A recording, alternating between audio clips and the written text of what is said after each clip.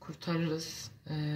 Çocuğum çok hasta olduğu için sürekli böyle faydalı doğal şeyler araştırma peşindeyim. İnşallah faydasını göreceğim arkadaşlar. Daha önce de siyah turp ve bal denemiştim. Evet, onun da çok faydası oldu. Bunun içerisinde soğan olduğu için iştahını da açacağını düşünüyorum. İnşallah öyle olur. İştahın açmasına da faydası olacak diye düşünüyorum. Deneyeceğiz ve göreceğiz arkadaşlar. Merak ederseniz faydasının olduğunu ya da olmadığını, iştahının açılıp açılmadığını yazacağım yorumlara. İnşallah faydasını görürüz ve bundan sonra antibiyotik kullanmayız.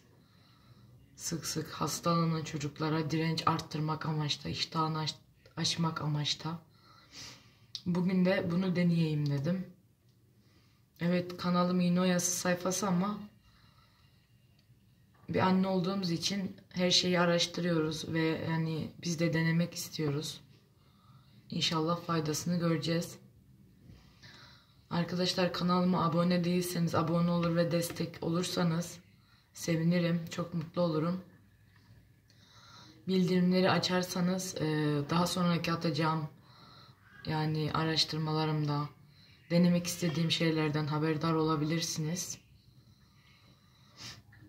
Bildirimleri de açarsanız sevinirim. Videoma emek için de olsa dahi bir beğeni atarsanız çok mutlu olurum arkadaşlar.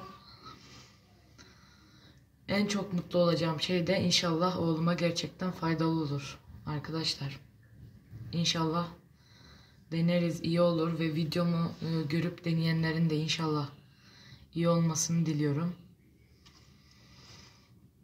Söylemek istediklerim bu kadar arkadaşlar.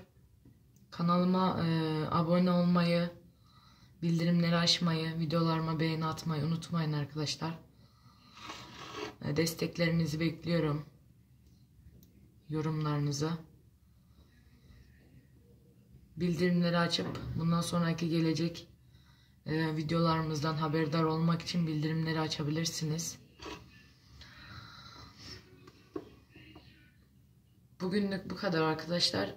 Bal ve soğan kürünü deniyoruz. Bu 1 saatten 1,5 saatten filan tamamen sulanır zaten. 1-2 yaş arasına 1 çay kaşığı, 7-8 yaş arası 15 yaşına kadar 1 tatlı kaşığı, büyük yetişkinlerde yemek kaşığı 1-2 olmak üzere.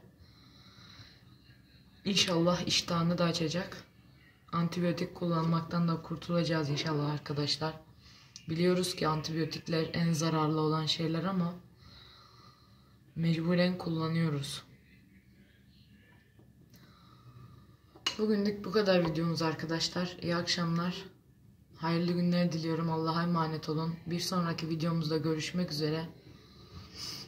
Kendinize iyi bakın arkadaşlar. Beğeni atmayı unutmayalım. Güzel yorumlarınızı bekliyorum.